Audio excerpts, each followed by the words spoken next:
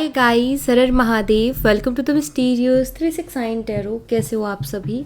उम्मीद है आप सभी बहुत अच्छे होंगे और अपनी लाइफ में आगे बढ़ रहे होंगे। सो गाइस, हम देखने वाले हैं आपके पर्सन की करंट एनर्जीज, उनके फीलिंग इमोशंस आपके लिए क्या हैं।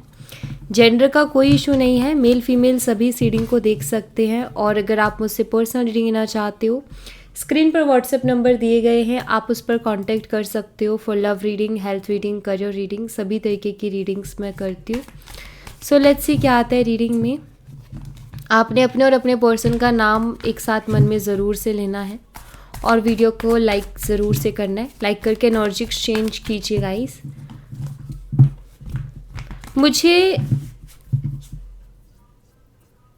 कुछ ऐसी एनर्जीज जो है जो रीडिंग से पहले जो एनर्जीज देखी जाती हैं, आई फील आप में से कुछ लोगों की एनर्जीज कुछ ऐसी है कि आप चेंजेस चाहते हो, आप बदलाव चाहते हो।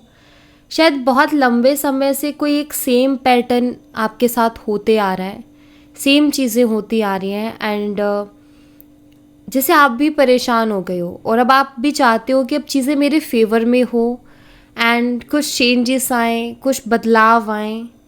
और शायद आपने उस चीज़ के लिए बहुत काम भी किया है, आपने अपने ऊपर भी काम किया है, आपने अपने आप को बैलेंस भी किया है, अपनी लाइफ को बैलेंस किया है एंड जैसे कि आपने बहुत मेहनत की है और अब आप रिज़ल्ट का वेट कर रहे हो। ठीक है, जैसे इस रिलेशनशिप की भी अगर बात करूँ तो शायद बहुत कुछ आपने सहा है, बहुत कुछ आपने देखा है। नाउ अब आपकी फीलिंग ये है कि अब तो कुछ बदलाव आए, अब तो चीज़ें मेरे फेवर में आए। कब तक मैं ऐसे समय को देखूं जो कि मेरे खिलाफ है? कब आएगा वो समय जब चीज़ें जो है मेरे फेवर में होंगी? एंड आई थिंक आप में से कुछ लोग शायद किस्मत को लेकर के बहुत ज़्यादा सोचते हो, जैसे कि डेस्टिनी। आई थिंक बहुत सी ऐसी चीज़ें लाइफ में हो रही हैं या हुई हैं जिसके बाद आपके दिमाग में एक नॉर्मल सा एक क्वेश्चन आ ही रहा है कि आखिर मेरी डेस्टिनी में क्या है, क्यों मेरी लाइफ में ऐसी अजीब अजीब सी चीज़ें होती हैं और हर बार मेरे ही साथ क्यों होती हैं। तो शायद आप में से कुछ लोग डेस्टिनी के बारे में बहुत ज़्यादा सोच रहे हैं, क्या डेस्टिनी में है, क्या नहीं है। वेट कर रहे हो अच्छे समय का, वेट कर रहे हो बड़े बदलाव का। या लेट्स सी, अगर आप इस एनर्जी में हैं तो डेफिनेटली रीडिंग आपके लिए होने वाली है। बाकी देखते हैं, बहुत सी चीज़ें यहाँ पे हमें क्लियर होगी। यूनिवर्स प्लीज़ बताइए मेरे व्यूवर जिस पर्सन के लिए रीडिंग देख रहे हो उस पर्सन की करंट एनर्जीज, फीलिंग, इमोशंस मेरे व्यूवर्स के लिए क्या है। यहाँ पर 3 ऑफ वॉन्ड्स है, एरीज, लियो एंड सैजिटेरियस, मेष और धनु राशि, king of pentacles, taurus, Virgo and Capricorn, वृषभ, कन्या और मकर राशि, page of pentacles, taurus, Virgo and Capricorn, वृषभ, कन्या और मकर राशि, page of wands, Aries, Leo and Sagittarius, मेष और धनु राशि, द व्हील ऑफ फॉर्चून। या जो एनर्जी मैं आपको भी बता ही रही थी वो कहीं ना कहीं इस कार्ड से बहुत रिलेट करती है। Ace of cups, Cancer, Scorpion, Pisces, कर्क, मीन और वृश्चिक राशि। लेट्स सी और energies. Ace of swords, Gemini, Libra, Aquarius, मिथुन, तुला और कुंभ राशि। 2 of cups, Cancer, Scorpion, Pisces, कर्क, मीन और वृश्चिक राशि। ओके, सो यहाँ पर कुछ डेट्स और मंथ्स भी हैं, वो मैं आपको बताती हूँ। ये आपके और आपके पर्सन के हो सकते हैं। यहाँ पर number 3, number 14, number 11। Okay, angel number 1111। अगर एंजल नंबर 1111 आपको बहुत ज़्यादा दिखाई दे रहा है तो भी इस रीडिंग में आपके लिए मैसेज है। एंड गाइस, इस रीडिंग को क्लेम कीजिएगा एंजल नंबर 1111 के साथ, ठीक है। सो कमेंट बॉक्स में एंजल नंबर 1111 आप ज़रूर लिखें और अपनी विश को मैनिफेस्ट करें, क्योंकि वो एंजल नंबर या उन एंजल की एनर्जी, उस एंजल नंबर की जो एनर्जी है वो यहाँ अवेलेबल है, क्योंकि 1111 नंबर अवेलेबल है, ठीक है। नंबर 10, नंबर 1 एंड नंबर 2 मुझे यहाँ पर दिखाई देता है। मंथ की अगर बात करूँ तो मार्च एंड मई, नवंबर, अक्टूबर, जनवरी और फरवरी, ये मुझे मंथ्स यहाँ पर दिखाई दे रहे हैं। 3 ऑफ वॉन्ड्स को क्लैरिफाई करेंगे हम सबसे पहले। 3 ऑफ वॉन्ड्स की एनर्जी को क्लैरिफाई कीजिए यूनिवर्स। 3 ऑफ वॉन्ड्स की एनर्जी यहाँ पर क्यों है, प्लीज़ बताइए। यहाँ पर 3 ऑफ कप्स की एनर्जी है। तो 3 ऑफ वॉन्ड्स को 3 ऑफ कप्स का कार्ड जो है वो क्लैरिफाई कर रहा है। ये सेलिब्रेशन का कार्ड है, खुशियों का कार्ड है। सबसे पहले जो मुझे मैसेज मिल रहा है यहाँ पर वो ये है, आई थिंक आपके पार्टनर गेट टुगेदर कर रहे हैं, हो सकता है फंक्शंस, इवेंट्स या वेडिंग्स अटेंड कर रहे हैं, वेडिंग सीजन भी चल रहा है, क्योंकि ये सेलिब्रेशन का कार्ड है, ठीक है। सो आई थिंक उनका कुछ ऐसा दिख रहा है मुझे, लेकिन ऐसा लगता है कि वो लोगों के बीच में होके भी, वो किसी फंक्शन में, किसी वेडिंग में, किसी पार्टी में होके भी जैसे आप ही के बारे में सोच रहे हैं, क्योंकि 3 ऑफ वॉन्ड्स भी है, जैसे वो आपको मिस कर रहे हैं। यू नो वाइब्स अलग होती हैं, अगर आप देखोगे ना, तो चाहे वेडिंग का हो या अदर चीज़ें हो, वाइब्स बहुत अलग होती हैं और वाइब्स ही मैटर करती हैं। तो वो जो वाइब्स, अलग वाइब्स होती है ना, उसमें आई थिंक ये आपको उस टाइम पर बहुत ज़्यादा मिस कर रहे हैं। और दूसरा जो मुझे यहाँ पर दिखाई देता है वो ये कि ये पर्सन आपके साथ जितना भी इनका टाइम रहा, जितने भी टाइम आपने एक दूसरे के साथ स्पेंड किया, जितना आप दोनों एक दूसरे के साथ घूमे फिरे हो, जितनी चीज़ें आप लोगों ने एक दूसरे के साथ सेलिब्रेट किया, आई थिंक ये उनके बारे में बहुत सोचते हैं और ये उनको बहुत याद करते हैं। तो मैं ये यहाँ पर डेफिनेटली बहुत क्लियरली बोलूँगी कि ये पर्सन आपको मिस कर रहे हैं, ठीक है। ये बेशक इन्होंने अनब्लॉक कर रखा हो, इन्होंने ब्लॉक कर रखा हो या आपने ब्लॉक कर रखा हो, चाहे जितनी भी बड़ी बात आप दोनों के बीच में हो गई हो, लेकिन राइट नाउ ये आपको मिस कर रहे हैं, क्योंकि वो एनर्जीज हैं यहाँ पर, ओके। आपको, आपकी वाइब्स को, आपकी प्रेजेंस को बहुत मिस कर रहे हैं कहीं ना कहीं। उनको ऐसा फील होता है कि अगर इस मोमेंट में आप होते तो ये मोमेंट अलग ही होता, ठीक है। किंग ऑफ पेंटिकल्स को क्लैरिफाई कीजिए यूनिवर्स। किंग ऑफ पेंटिकल्स की एनर्जी यहाँ पर क्यों है, प्लीज़ बताइए। यहाँ पर किंग ऑफ वॉन्ड्स की एनर्जी है, दोनों ही किंग्स हैं। देखिए, ये इंसान मुझे लग रहा है कुछ चीज़ों के लिए आई थिंक सॉरी फील करते हैं, लेकिन सॉरी गाइस, सो कुछ चीज़ों के लिए ये पर्सन सॉरी फील करते हैं, बट किंग ऑफ वॉन्ड्स की एनर्जी देखोगे तो इसमें भी एक ज़िद है। किंग ऑफ पेंटिकल को देखोगे तो भी एक प्रैक्टिकल और एक ज़िद्दी एनर्जी है। यहाँ पर मुझे ऐसा लगता है जैसे ये इंसान ना बहुत ज़्यादा इमेज कॉन्शियस है। ये कुछ भी करते हैं तो सबसे पहले अपने इमेज की सोचते हैं कि मेरा इमेज किस तरीके से जाएगी ये एक्शन लेने के बाद में। या आपकी तरफ अट्रैक्टेड है, बहुत क्लियरली दिख रहा है, या आपके लिए पैशनेट भी हैं, या आपसे प्यार भी करते हैं ऑफ कोर्स। लेकिन कहते हैं ना कि कुछ लोग ना इमेज कॉन्शियस होते हैं कि प्यार तो करते हैं लेकिन उनको अपनी इमेज ज़्यादा प्यारी होती है, तो वैसा है। तो माफ़ी मांगने से कोई भी छोटा या बड़ा नहीं होता है, लेकिन कुछ लोगों के दिमाग में होता है ऐसा कि माफ़ी मांगना ऐसा लगता है कि सारी गलती हमारी है, या माफ़ी मांगने का मतलब है कि हम झुक रहे हैं।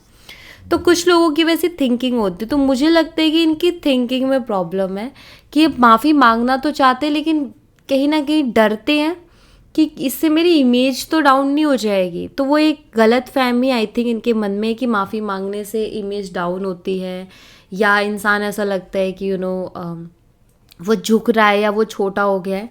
तो आई थिंक वो इनके लिए है एक बड़ी बात माफ़ी मांगना, बट ये सोच तो रहे हैं, माफ़ी मांगने का भी सोच रहे हैं, साथ के साथ अपने इमेज का भी सोच रहे हैं। पेज ऑफ पेंटिकल्स को क्लैरिफाई कीजिए यूनिवर्स। पेज ऑफ पेंटिकल्स यहाँ पर क्यों है, प्लीज़ बताइए। यहाँ पर 4 ऑफ वॉन्ड्स की एनर्जी है।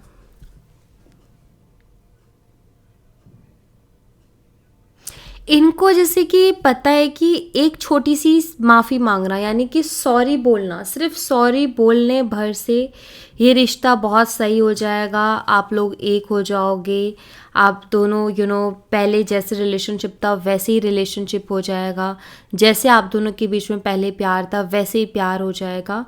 तो जैसे इस बात को जानते हैं, लेकिन इनको ऐसा लगता है कि माफ़ी मांगने से ऐसा लगेगा कि मैं ही सब चीज़ों के लिए रिस्पॉन्सिबल हूँ, ठीक है। आई फील ये पर्सन ना, इनकी इनकी थोड़ी ना गलत फहमी है कुछ चीज़ों को लेकर के, या फिर इनका सोचने का तरीका थोड़ा अलग है, चीज़ों को देखने का नज़रिया या सोचने का तरीका अलग है।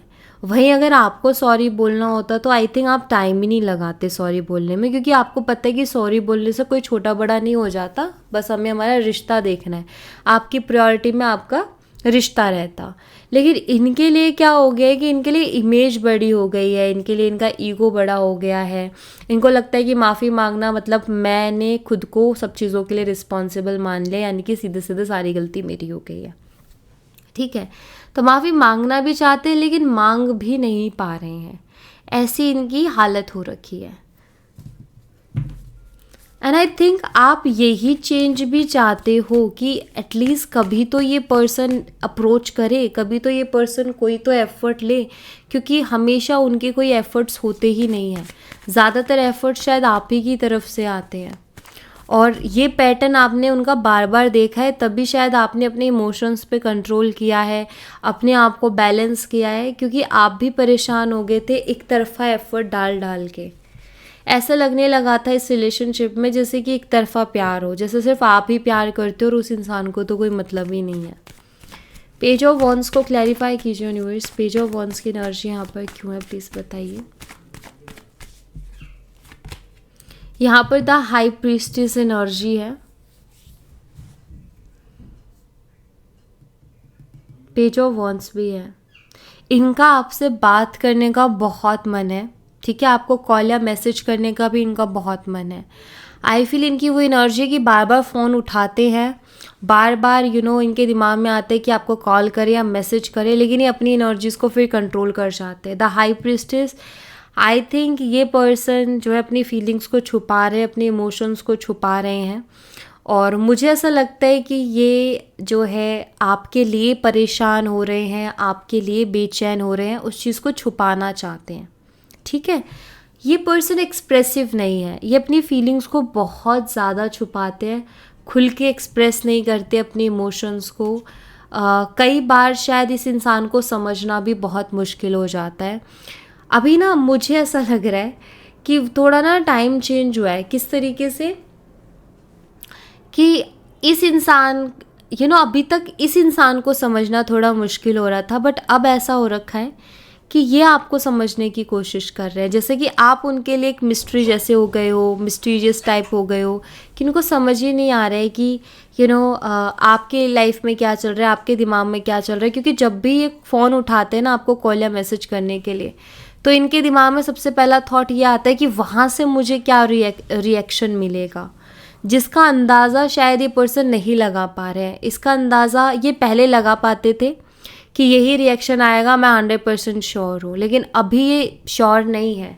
सो कहीं ना कहीं ये भी एक बड़ी बात है कि ये पर्सन जो है थोड़े अनकंफर्टेबल हुए हैं। अनकंफर्टेबल होना ज़रूरी है, अगर ये अनकंफर्टेबल नहीं होंगे ना तो शायद ये वैल्यू भी नहीं करेंगे चीज़ों की। अगर आप उनके लिए ईजी से अवेलेबल हो जाओगे तो भी ये पर्सन वैल्यू नहीं करेंगे। तो अभी अनकंफर्टेबल हुए क्योंकि इनको समझ नहीं आ रहा है कि आपका क्या चल रहा है, ठीक है। तो कहीं ना कहीं इन जब भी आपकी तरफ एक्शन लेंगे ना तो उसमें एक मेहनत लगेगी, और नेक्स्ट टाइम सेम गलती दोहराने से पहले इनको सोचना पड़ेगा कि यार लास्ट टाइम भी बहुत मुश्किल हो गई थी। द व्हील ऑफ फॉर्चून को क्लैरिफाई कीजिए universe, the wheel of Fortune की एनर्जी यहाँ पर क्यों है प्लीज़ बताइए। यहाँ पर एस ऑफ स्वॉर्ड्स है एंड 6 ऑफ कप्स ऑल्सो। ये सही वक्त ढूंढ रहे हैं, मतलब ये ना जैसे मैंने बोला कि इनके हाथ में फ़ोन भी आता है, ये सोचते भी है कि आपको कॉल या मैसेज करे, लेकिन फिर ये सोच के बहुत सारी चीज़ें आ जाती हैं, जैसे कि उनको समझ नहीं आ रहा रिएक्शन क्या आएगा, ठीक है। ये अपने आप को ज़्यादा एक्सप्रेस नहीं करना चाहते हैं, इमेज कॉन्शियस हैं, ईगो इश्यूज़ हैं। साथ ही साथ ये सोच के भी फ़ोन रख देते कि अभी यार मुझे सही नहीं लग रहा, मुझे अभी ये वक्त सही नहीं लग रहा उसको कॉल या मैसेज करने का, थोड़ा रुकता हूँ फिर करूँगा। तो ये भी उनके दिमाग में आता है। एस ऑफ सोर्ड्स, मुझे ऐसा लग रहा है कि ये पर्सन ना आपसे क्लियरली बात करना चाहते हैं, यानी क्लियर कन्वर्सेशन आपके साथ करना चाहते हैं, डिस्कशन करना चाहते हैं, क्योंकि ये क्लियर कम्युनिकेशन का कार्ड है। सो आई थिंक जैसे कि इस रिश्ते में क्लियरिटी वो लेकर के आना चाहते हैं, क्लियर आपसे बात करके, ताकि जो भी मिसअंडरस्टैंडिंग्स, जो भी नेगेटिव चीज़ें हो आ गई हैं इस रिलेशनशिप में, उसको हटा सके। तो उसके लिए ये बात करना चाहते हैं। लेकिन इनको हर वक्त ऐसा लगता है कि नहीं, अभी सही समय नहीं है, अभी सही समय नहीं है। तो उस चक्कर में, एंड और भी 2-3 मिक्स एनर्जीज है जिसके चक्कर में ये आपको कॉल या मैसेज करते करते रुक जाते हैं। अगेन यहाँ पर 6 ऑफ कप्स है। पास्ट इनको बहुत याद आ रहा है, ठीक है, आपके साथ बिताए हुए पल इनको बहुत याद आ रहे हैं। एस ऑफ कप्स को क्लैरिफाई कीजिए यूनिवर्स, एस ऑफ कप्स की एनर्जी यहाँ पर क्यों है, प्लीज़ बताइए। यहाँ पर 4 ऑफ पेंटिकल्स है। या अगेन अपनी फीलिंग्स को हाइड करना। एस ऑफ कप्स बताते हैं कि ये इंसान आपसे प्यार करते हैं, आपका प्यार भी चाहते हैं कि आपका प्यार उनको मिले। कहीं ना कहीं अंदर से ये भी जानते हैं कि जितना प्यार आपने उनको दिया है उतना प्यार ये आपको नहीं दे सकते। मतलब ये फील करते हैं कि आपसे उनको बहुत प्यार मिला है, आपसे उनको बहुत इमोशनल सपोर्ट मिला है। तो ये चीज़ कहीं ना कहीं वो फील करते हैं।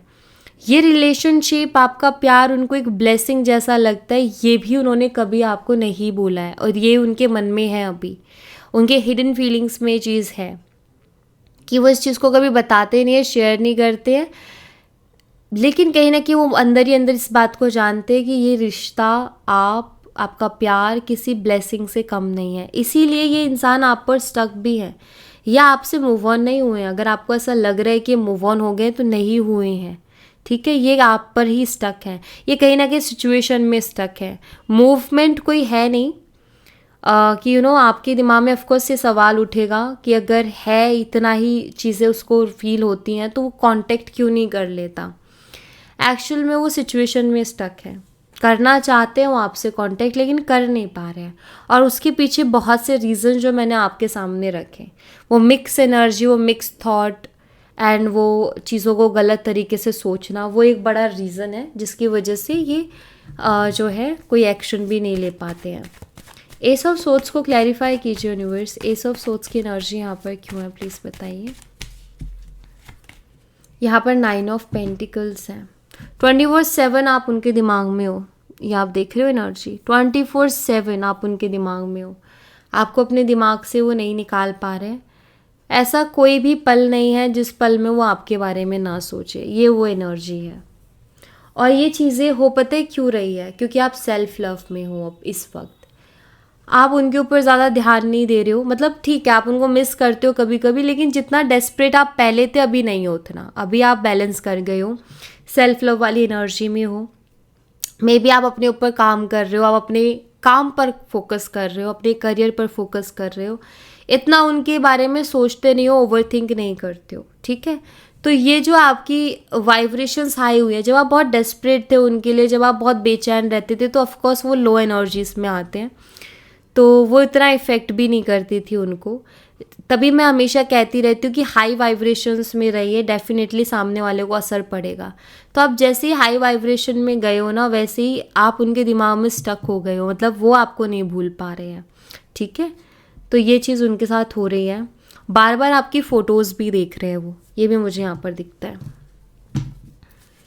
2 ऑफ कप्स को क्लैरिफाई कीजिए यूनिवर्स, 2 ऑफ कप्स की एनर्जी यहाँ पर क्यों है, प्लीज़ बताइए। यहाँ पर दी एम्प्रेस है। वो आपका साथ चाहते हैं, वो चाहते हैं कि आपका साथ उनको मिले ज़िंदगी भर के लिए, क्योंकि उनको आपके अंदर एक बहुत ही सुलझा हुआ, बहुत ही सुलझी हुई, बहुत ही समझदार, बहुत ही काइंड एक पार्टनर दिखती है। क्योंकि दी एम्प्रेस है, इसमें बहुत सारी क्वालिटीज़ है। डिवाइन फेमिनाइन एनर्जी है, और डिवाइन फेमिनाइन एनर्जीज में मेल भी हो सकते हैं और फीमेल्स भी हो सकती हैं, ठीक है। ऐसा नहीं है कि डिवाइन फेमिनाइन है इट मीन्स फीमेल ही हो, नहीं। डिवाइन फेमिनाइन की एनर्जी मतलब वो सॉफ्ट एनर्जीज आ जाती हैं उसके अंदर, चाहे वो मेल हो चाहे वो फीमेल हो, ठीक है। मैरिज मटीरियल ये पर्सन आपको मानते हैं और इनको पता है कि जो गुण, जो क्वालिटीज़ आपके अंदर हैं, वो ऐसे गुण और ऐसी क्वालिटीज़ हैं जिससे कि इस रिश्ते का फ्यूचर बहुत ब्राइट होगा या आप एक अच्छे पार्टनर बन सकते हो। तो इसीलिए ये इंसान आपका साथ चाहते हैं, ऑफकोर्स ये रिकन्सिलेशन भी करना चाहते हैं, ठीक है। और मुझे ऐसा दिखाई देता है कि आपके पर्सन ये भी फील करते हैं कि जितना इन्होंने आपको दिया है ना इस रिलेशनशिप में, उससे कहीं गुना ज़्यादा आप डिज़र्व करते हो, ठीक है। मतलब उनको ये चीज़ फील होती है कि उन्होंने आपको कभी इतना कुछ दिया ही नहीं इस रिलेशनशिप में, चाहे वो प्यार बोलो, चाहे केयर, चाहे रिस्पेक्ट, चाहे सपोर्ट, कभी कुछ या एफर्ट्स बोलो, कभी इतने नहीं किए जितने कि आपने किए या जितना कि आप डिज़र्व करते हो। एंड आई थिंक ये पर्सन जो है बैलेंस करना चाहते हैं चीज़ों को। ये वो प्यार आपको देना भी चाहते हैं, कहीं ना कहीं अंदर से जानते हैं कि मैं उतना प्यार तो नहीं दे पाऊँगा क्योंकि मेरी और उसकी पर्सनालिटी बहुत अलग है। लेकिन फिर भी आई थिंक जैसे कि देना चाहते हैं आपको प्यार जो आप डिज़र्व करते हो, ठीक है। तो ये इनकी एनर्जी है, सबसे मेन एनर्जी आपको बहुत याद कर रहे हैं इस वक्त, ओके। सो या thank you so much guys, ये थी आप लोगों के लिए एक छोटी सी रीडिंग। आई होप आपसे रेजोनेट की हो, आई होप आपको पसंद आई हो। रेजोनेट की हो तो मुझे बताना ज़रूर कमेंट बॉक्स में, पसंद आई हो तो लाइक ज़रूर करना, चैनल को सब्सक्राइब करना मत भूलना। मैं मिलती हूँ आपसे नेक्स्ट रीडिंग में, तब तक अपना ख्याल रखें। Bye bye, take care, see you again.